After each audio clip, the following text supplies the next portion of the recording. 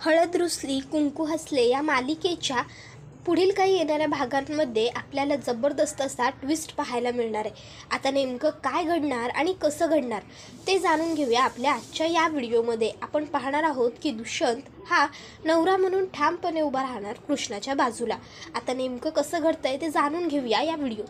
तर आपण आता पाहतो की देवी आईच्या अंगावरचे सगळे दागिने हे कृष्णा देवळातून येऊन गेल्यावर त्या बाईने काढून नेलेले असतात आणि आता गावात जे पुजारी काका असतात, जे पूजा करत असतात, ते आलेले असतात देवळात आणि आता ते येऊन बघतात तर काय, देवी आईच्या अंगावरचे सगळे दागिने गायब. त्याबरोबर पुजारी आता आरडाओरडा करतात, बोंबाबोंब करतात, देवीचे दागिने गायब केले, देवीचे दागिने चोरले, लाज नाही का वाटत.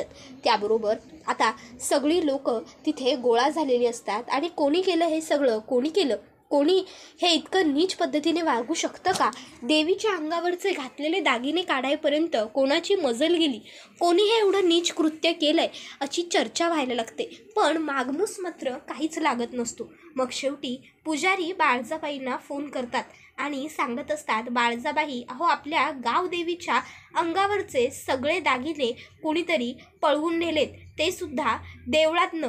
सकाळी जेव्हा मी पूजा करण्यासाठी आलोय त्यावेळेस दागिने गायब आहेत, देवी उघडीबोडकी झाली आहे, तुम्ही या लवकर. त्याबरोबर बाळजाबाई म्हणतात, येतोय मी तातडीने येतोय. त्याबरोबर आता बाळजाबाई मैनावतीला सांगतात, खेळ रंगात आला बघ मैनावती, चला आता मी निघतो, जरा खेळाला हवा पाणी घालतो. त्यावर मैनावती म्हणत असते, बाळजाबाई अहो तुम्ही एकट्याच कशा पायी जायलायसा, त्या कृष्णाची होणारी बदनामी मला भी माझ्या या डोळ्यानं बघायची आहे, त्यामुळं म्या बी येतो की तुमच्याबरोबर. आणि म्याच कशाला, जयकांत आणि हे बी येतील की, आपण समधी तर एकाच गटात आहे ना. मग त्यावर मग बाळजाबाई म्हणतात, बरं चला. आणि मग त्या आता कृष्णाकडे येतात आणि कृष्णाला सांगायला लागतात, कृष्णे अगं एक काम आहे माझं महत्त्वाचं गावदेवीच्या देवळात, काय माहिती अचानक बोलिवणं धाडलं आहे, तर जावं लागेल जरा मला, म्या जरा जाऊन येतो.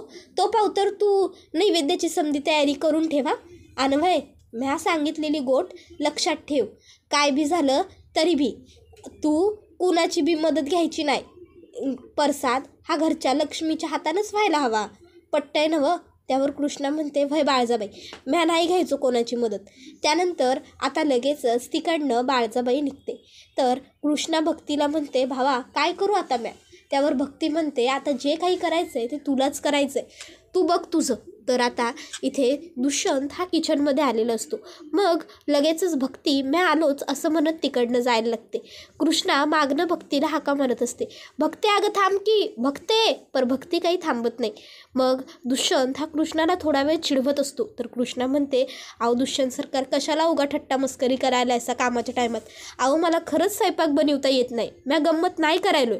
त्याबरोबर मग लगेचच आता कृष्णाने असं सांगितल्यावर दुष्यंत म्हणतो, खरंच. त्यावर कृष्णा म्हणते, अहो मग म्या कशापायी खोटं बोलून काय मिळायचं आहे मला. त्याबरोबर मग दुष्यंत म्हणतो, मला येतो स्वयंपाक करता, मी करतो तुझी मदत. कृष्णा म्हणते, वय चालते की. त्यावर दुष्यंत आता कृष्णाला मदत करायला जाणार इतक्यात कृष्णा म्हणते, नाही चालत आहे. दुष्यंत म्हणतो, का काय झालं. कृष्णा म्हणते, अहो दुष्यंत सरकार असं काय करायलायसा, विसरताय वय मला बाळजाबाईंनी काय सांगितले, कुणाची बी मदत न घेता मला ह्यो समदा स्वयंपाक एकटीला करायचा आहे ना. मग त्यावर दुष्यंत म्हणतो, तुला काय वाटतं, तुला बनणार आहे का सगळा स्वयंपाक एकत्र. त्यावर कृष्णा म्हणते, नाही जी मला नाही जमायचो हे समद कराय. दुष्यंत म्हणतो, मग कशाला उगाच स्वतःची अक्कल वापरतेस, म्हणतोय ना मी तुला मदत करतो म्हणून, तर करतो ना मदत. काय फरक पडणार आहे मी तुला मदत केल्याने, कोणाला कळणार आहे मी तुला मदत केली आहे ते. आता बरोबर मैनावती तोपर्यंत घरी आलेली असते आणि आता मैनावती बघते की दुष्यंत हा किचनमध्ये कृष्णाला बनवण्यामध्ये जेवण करण्यात मदत करतोय. त्याबरोबर मैनावतीला तर आयती संधीच मिळालेली असते. मैनावती ताबडतोब या गोष्टीचे काही फोटो आणि व्हिडिओ क्लिक करते. त्याबरोबर आता ही गोष्ट दुष्यंत आणि कृष्णा दोघांनाही माहीत असते. मैनावती आता दाखवतेच या बाळजाला असं आता म्हणत असते. तर दुष्यंत हा कृष्णाला नैवेद्याचा सर्व स्वयंपाक कसा करायचा ते शिकवत असतो. त्याबरोबर दुसरीकडे बाळजाबाई या आता देवीच्या गाभाऱ्यात जातात आणि गाभाऱ्यात जाऊन त्या बघतात, देवी आईसमोर हात जोडतात आणि माफी मागायचं नाटक करत म्हणतात की आई हे ज्याने गुन्हे केलंय त्याला मी शोधून काढेन. काढेन, लवकरात लवकर शोधून काढेन ते बी. माझा यो समध्या गावासमोर तुला वादा आहे. त्यानंतर आता बाळजाबाई घरी आलेले असतात. कृष्णा त्यांना पूजेची सगळी तयारी झालेली आहे असं सांगते. बाळजाबाई खुश होतात आणि मग आता लगेचच पुजारी तिथे येतात. त्याबरोबर पुजारी दुष्यंत आणि कृष्णाला पूजा करायला लावतात. दुष्यंत आणि कृष्णा दोघं जोडीने मिळून पूजा करतात. आता पूजा पार पडल्याबरोबर गुरुजी लगेचच म्हणतात, आता नैवेद्य दाखवायचा देवाला आणि मग सगळ्यांना प्रसाद वाटप करायचा. प्रसादाना मग कृष्ण प्रसाद घेऊन येते. त्यावर मैनावती म्हणते, पण प्रसाद घरच्या सुनेच्या हातनं झालाय कुठं? त्यावर लगेचच गुरुजी बाळजाबाईंना म्हणतात, बाळजाबाई अहो मी म्हटलं होतं ना तुम्हाला की प्रसाद हा घरच्या सुनेनेच करायचा म्हणून.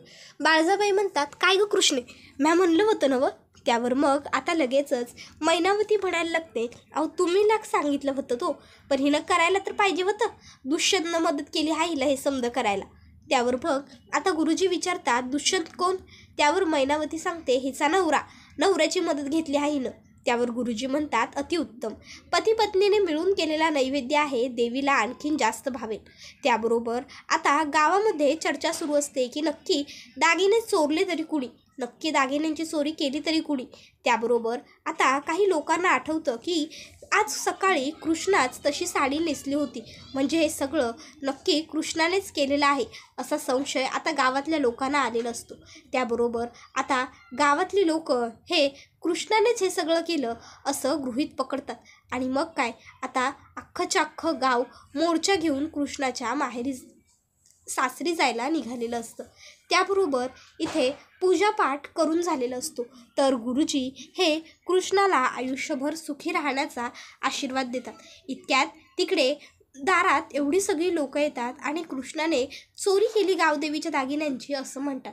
त्याबरोबर कृष्णा घाबरते, रडकुंडीस येते आणि म्हणत असते, अहो दादा असं काय बोलायलायसा, एक येळ कसला बी आरोप करा, पर चोरी मारीचा नाही हो, म्या नाही केलेली चोरी. त्याबरोबर दुष्यंतसुद्धा म्हणायला लागतो की अरे मूर्खात का, उगाच काहीही काय बरं आहे माझ्या दारात येऊन. कृष्णाने चोरी केली म्हणजे तुम्हाला म्हणायचं काय, माझ्या बायकोने गावदेवीचे दागिने चोरले, कशाला करेल ती हे सगळं, मुळात तिला गरज काय आहे गावदेवीचे दागिने चोरण्याची. रांगडे पाटलांकडे प्रत्येक गोष्ट दुप्पट आहे, तिप्पट आहे, मग तरीही रांगडे पाटलांच्या सुनेने तुमच्या घरात चोरी केली असं तुमचं म्हणणं कसं काय आहे सांगा. त्याबरोबर मग मात्र आता लोक गप्प बसतात. तर एक माणूस म्हणतो, दुष्यंत सरकार अहो तुम्ही आमासनी बोलून आमचे तोंड बंद करू शकताय, पण बाकीच्या लोकांचं काय, समदेसनी तर हेच वाटायलं की कृष्णीनंच दागिने चोरल्यात म्हणून. दुष्यंत म्हणत असतो, तिने कोणतेही दागिने चोरलेले नाही आहेत, गॉट इट. त्याबरोबर आता लोक म्हणतात की नाही नाही खोटं बोलायलायचं तुम्ही. तर आता दुष्यंत हा म्हणत असतो, अरे मी का खोटं बोलू, काय संबंध. तरी पण लोक काहीच ऐकून घ्यायला तयार नसतात. दुष्यंत म्हणतो, ठीक आहे मग आपण मंदिराबाहेर जो CCTV फुटेज आहे तो चेक करूया, त्यातच काय खरं काय खोटं ते स्पष्ट कळेल ना. तर आता हे सगळं बाळजाबाई ऐकते आणि बाळजाबाईला मग मात्र पोटभर पश्चाताप होतो. कारण CCTV फुटेज जिथून तिने गायब करायला हवं होतं तिथून गायब केलेलंच नव्हतं. आणि फुटेजमध्ये तर कृष्ण तिकडनं निघून गेल्याच्या नंतर ती बाई तिथे आलेला प्रसंग दिसत आहे. मग आता बाळजाबाईंना मात्र प्रचंड टेन्शन आलेलं आहे. बाळजाबाईंना कळत नसतं की आपण आता काय करावं आणि काय नाही ते. त्याबरोबर मग मात्र बाळजाबाई ह्या आता लोकांना म्हणायला लागतात की वय वय चला बघू की आमच्या सुनेला दोषी ठरवणाऱ्या लोकांनो, बघू दे तरी आमासनी नक्की खरोखर आमची सून दोषी आहे का नाही ते. कारण आमची सून दोषी असणं शक्यच नाही. रांगडे पाटलांनी आजपावतर कुणाच्या केसाला हात लावलेला नाही, तर दागिन्याला काय शक्य आहे, ते बी देवी आईच्या. नाही नाही बाबा, हे पाप आमच्याकडनं झालेलं नाही आहे. त्याबरोबर आता इथे लगेचच बाळजाबाई ह्या आश्चर्यचकित होतात आणि म्हणत असतात की दुष्यंतला हे सगळं कसं सुचलं, मला वाटलं नव्हतं की ह्याला हे सुचल म्हणून. त्याबरोबर आता लगेच बाळजाबाई ह्या सगळ्यांना म्हणतात, चला फुटेज बघाय. मग सगळेजणं आता CCTV बघायला येतात आणि CCTV आता मंदिराच्या बाहेरचा काढला जातो. आता मंदिराच्या बाहेरचा जो CCTV फुटेज असतो त्यामध्ये असं स्पष्टपणे दिसत असतं की 2 बायका सेम रंगाची साडी घालून गेल्या खऱ्या, पण दुसरी बाई जेव्हा जाऊन आली तेव्हा त्याच्यानंतर देवी आईच्या अंगावरती कुठलेही दागिने उरले नाही आता हे जेव्हा सिद्ध होतं तेव्हा सगळ्यांच्या लक्षात सगळ्यात महत्त्वाची आणि पहिली गोष्ट ही येते की याचा अर्थ कृष्णा निर्दोष आहे. कृष्णाने कोणाचं काहीही घेतलेलं नाही आहे आणि उधारी तर कोणाची ठेवलेलीच नाही आहे. त्यानंतर आपण आता पाहतो की जी लोक कृष्णाला दोषी ठरवत असतात तीच लोक आता कृष्णाच्या बाजूने उभी राहिलेली असतात. तर हे सगळं बघून मैनावतीला मात्र खूपच जास्त राग आलेला दिसतोय. त्याबरोबर आता आपण पाहतो की बाळजाबाई ह्या म्हणत असतात, नाही नाही नाही होत्याचं नव्हतं झालं या पोरीमुळं समज, काय झालं हे समज, आणि त्या दात आता चावत असतात. इतक्यात इकडे तिकडे बघत असतात तर दुष्यंत आता म्हणतो, चला सगळ्यांनी फुटेज बघायला.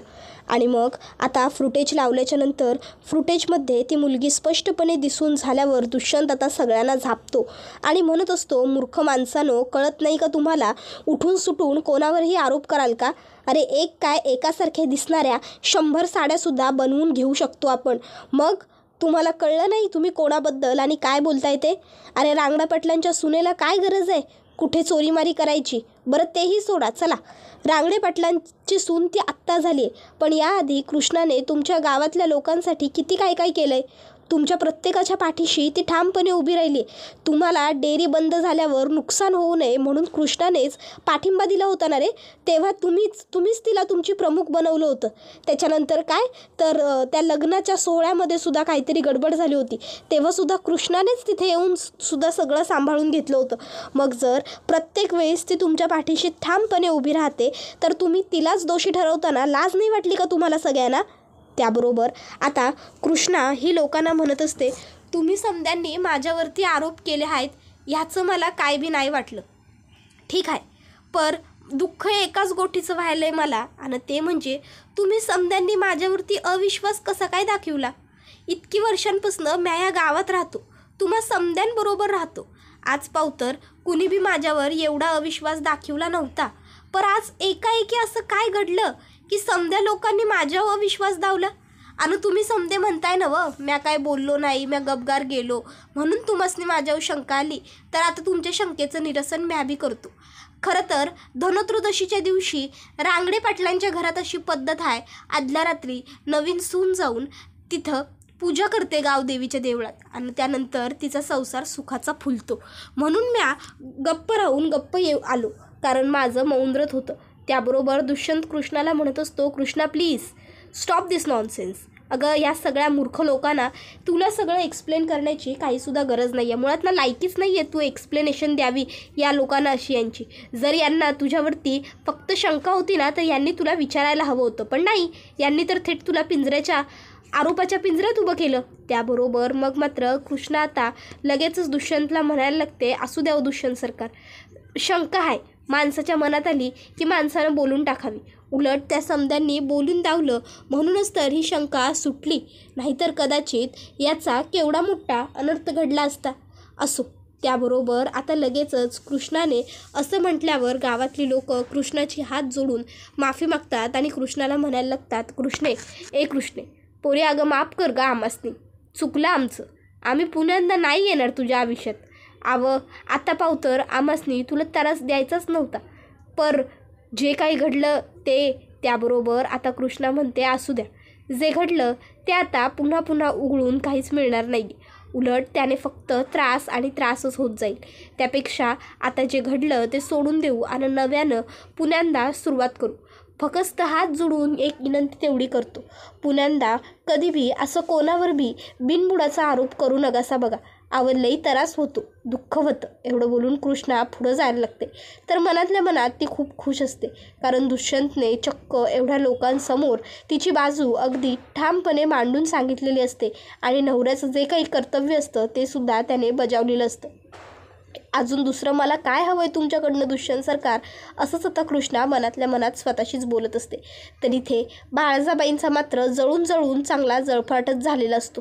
त्यासनी वाटत असतं की हे समजा काय झालं, काय गेलो होतो आणि झालं काय. प्रत्येक वेळी मी ज्या ठरवतो त्याच्या बरोबर विरोधातच समजा काय कसं घडतं, असं का, असा विचार त्या करत असतात. आणि ह्यो व्हिडिओ इथंच संपतो. व्हिडिओ आवडला तर व्हिडिओला लाईक करा, चॅनलवर नवीन असशीला तर चॅनलला सबस्क्राईब करा आणि बेल आयकॉनसुद्धा आठवणीनं प्रेस करा, जेणेकरून तुम्हासनी पुढच्या प्रत्येक व्हिडिओचं नोटिफिकेशन गावत जाईल आणि समजा व्हिडिओचा आनंद अगदी उत्तम पद्धतीने घेता येईल.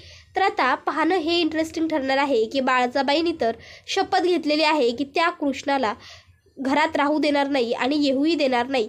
पण काहीही झालं तरी देवीचा आशीर्वाद म्हणा किंवा कृष्णाचं नशीब म्हणा, ते कृष्णाचे साथ काही सोडत नाही आहे. दुष्यंत सावलीसारखा कृष्णाच्या बरोबर ठामपणे उभा आहे आणि हे बघूनच बाळजाबाईंची चांगली जळफळाट होत आहे.